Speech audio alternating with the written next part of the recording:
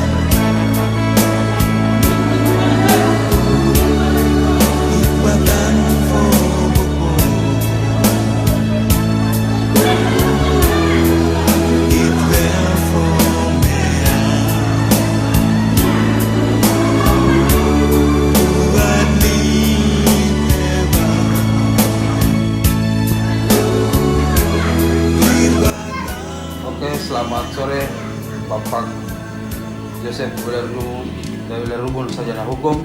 Selamat sore. Dan Bapak Abdullah Renyan. Selamat sore. Apakah komentar Bapak selaku pengacara K senior tentang kisrahnya tumpang tindih yang mengisi jabatan definitif Kepala Hoi di Kabupaten Maluku Tenggara? Apa komentar Bapak? Baik, terima kasih teman-teman media yang sore hari ini meminta komentar saya selaku pengacara asli Orekei. Pertama dari pemberitaan dan yang kita lihat dan kita saksikan hari ini ada air mata yang menangis. Air mata yang menangis ini karena penentuan siapa yang punya dan harus memegang Kepala Hoi itu ada prosedural, ada prosedur. Prosedur ini sebenarnya hukum yang hidup. Perda 03 dan 09, khususnya 03 dan 05, Raskap dan Hoi itu mengatur secara jelas. Pertama, silsilah keturunan, garis lurus dari atas ke bawah. Dari dahulu kala itu dia punya leluhur siapa yang pernah memegang itu untuk Soa Hoi. Kedua, dikuatkan oleh fam-fam yang hidup di orang Kairat untuk menandatangani BSO. Mereka selaku BSO menguatkan tanda tangan orang Kairat. Dan ketiga, diserahkan kepada Bapak Raja selaku pemimpin Raskap untuk dikukuhkan, baru diserahkan ke Pemda untuk dilantik. Kita lihat saja bahwa hari ini dugaan kuat itu banyak yang, maaf saya boleh bilang bahwa nanti orang bilang bahwa cerita sejarah karena kuping ini sangat berbahaya bagi yang harus punya garis keturunan, dia tidak memegang apa yang ditinggalkan di leluhur. Dan ini jelas bagi orang K ini sangat kita khawatirkan, dan ini betul-betul sudah sampai ke tingkat keprihatinan yang besar dalam hal tatanan kehidupan hukum, khususnya hukum adat, kenegaraan maupun pemerintahan yang berlaku di KEI. Jadi saya mohon ini sekali lagi dikembalikan kepada yang betul, itu harus betul. Yang dia punya harus dia punya. Hirani tu foini, it did tu foidid. Dan terus terang saja dalam kerangka ketatanegaraan sebenarnya perda kita ini harus diperbarui lagi. Konteks ketatanegaraan itu tidak ada balance of power. Rakyat tidak diakomodasi banyak dalam perda itu. Yang ada itu kepentingan pemerintah karena menjurus kepada satu pintu saja, yakni semua hidup dari APBD. Jadi di sini balance of power rakyat itu keseimbangan tidak ada lagi. Di sini full power ada di pemerintah daerah. Jadi dengan segala hormat secara kelembagaan, ketatanegaraan dan pemerintah dan daerah, DPR harus membuat tim khusus untuk mempelajari tentang perda ini masih relevan atau tidak, atau perlu diperbarui lagi, atau karena pasal-pasal dan dia punya perda-perda ini banyak sudah tidak relevan lagi dan sangat sedih. Hari ini rakyat KEI banyak yang sedih, apalagi yang punya garis keturunan sah untuk harus dilantik menjadi definitif. Oke, terima kasih. Oke, baik Pak. Apa dampaknya terhadap hukum adat dan juga hukum tata negara, Pak? Dampak dalam hukum adat dan tata negara, pertama, hukum adat ini peranata sosial. Hukum adat itu sisi lain ini hidup karena kearifan lokal. Hukum adat jangan ditabrak oleh hukum ketatanegaraan, ini padu dan hukum adat tidak mengganggu. Kalau misalnya hukum ketatanegaraan mengganggu hukum adat, ini peranata sosial hancur. Sendi dasar hukum tata negara itu sumbernya hukum adat. Adat yang hidup, kearifan lokal, sosial kultural dari budaya bangsa, budaya suku. Kalau misalnya hukum pemerintahan ini mengganggu hukum adat, kalau membuat peranata sosial rusak, bahaya bangsa ini. Kalau ke depan ini kearifan lokal suku-suku ini jadi dirusak karena kepentingan-kepentingan ini, saya selaku anak KEI saya sangat sedih. Dan ini ke depan anak-anak mau belajar apa lagi? Kearifan lokalnya sengaja dibuat rusak oleh perda. Ini kan kita takutkan hal ini. Jadi saya pikir kawan-kawan kita yang DPR di pemerintahan dorong orang KEI dan harus dorong paham ini. Sosial kultural itu modal satu bangsa. Kearifan lokal suku itu sumber untuk pembuatan dan dasar kuat untuk membentuk hukum-hukum lain di negara ini. Terima kasih. Baik Pak. Terus bagaimana dampak sosial dan kearifan lokal yang begitu dijunjung tinggi di Kepulauan KEI, Pak? Baik, kearifan lokal adat KEI ini sangat dijunjung tinggi. KEI ini ada 3 tungku. Tungku hukum adat, hukum negara, dan hukum agama. Di KEI ini hidup sekali. Bela Gandung itu orang KEI yang punya. Jujur saja Pak, Laran Babawi dan Suso itu orang KEI dan suku-suku yang sangat kuat kearifan lokalnya itu. Katoran tidak karang cerita Bela Gandung itu. Bela Gandung itu sangat kuat di sini.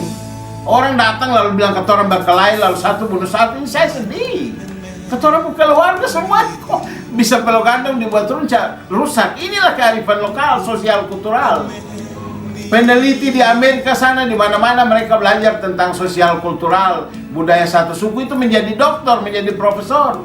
Ke depan harus anak-anak KEI mempelajari ini sebagai budaya besar, kekuatan besar untuk buat tesis, jadi doktor, jadi pengajar tentang kearifan lokal ini di perguruan tinggi bidang kebudayaan.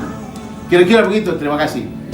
Baik Pak, mungkin yang terakhir, bagaimana harapan Bapak ke depan seperti apa? Kita sekali lagi, ini bagian dari penegakan hukum termasuk perda untuk yang definitif. Kepala Ohoi yang punya hak dari leluhur. Penegakan hukum itu tidak mengenal kapanpun. Tugas setiap orang warga negara tidak harus menunggu langit runtuh. Ke depan tidak boleh ada kata lelah. Kita harus tetap kampanye untuk tugas anak-anak muda kita ke depan. Kalau yang lain yang tidak baik itu bisa dipakai. Kita pakai yang baik untuk kepentingan anak dan cucu kita untuk belajar hal-hal yang baik. Terima kasih ke depannya itu. Ya, mungkin kembali ke Bapak Dula Renyan. Tanggapan Bapak Dula sebagai anak dari So Hasan, So Watek Ohejang. Tanggapan Bapak seperti apa dengan kejadian yang terjadi di Maluku Tenggara mengenai pelantikan definitif yang terjadi selama ini, Pak? Ya, selamat sore. Saya kira semua sudah jelas yang disampaikan oleh kuasa hukum saya. Dan sekali lagi saya minta supaya Perda 03 itu harus ditegakkan yang benar. Jangan dipakai main-main karena pemerintahan ini kelihatan sudah banyak kacau. Jadi yang punya disingkirkan, yang tidak punya itu yang dilantik. Jadi saya minta sekali lagi segera harus dibetulkan pemerintah daerah dan DPR supaya dilihat kembali undang-undang pasal-pasal yang sudah ditetapkan harus jelas, jangan sampai yang punya itu disingkirkan dan yang tidak punya itu yang diangkat. Ini kan sudah kacau balau. Jadi nanti hukum kita adat kayak ini nanti akhirnya jadi rusak gara-gara permasalahan yang tidak yang dipakai main-main.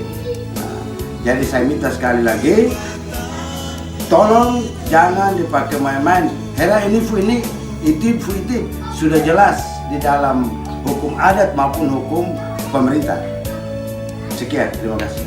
Oke, baik. Terima kasih Bapak Yosef Rubun dan Bapak Abdullah Renyang. Selamat sore. Selamat sore.